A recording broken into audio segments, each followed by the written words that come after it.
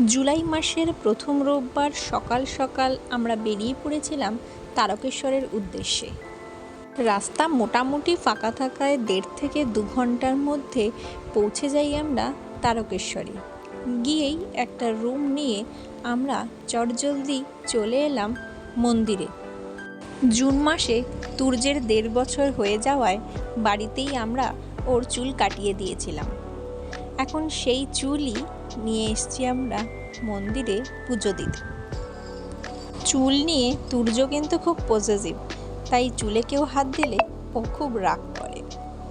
দুধপুকুরে নেমে বাবার সাথে ওর কিন্তু খুব মজা হয়েছিল, খালি নাচানাচি করছিল জলে নেমে। তুর্যের সাথে সাথে আমারও কিন্তু তারকেশ্বর এবার প্রথম আসা।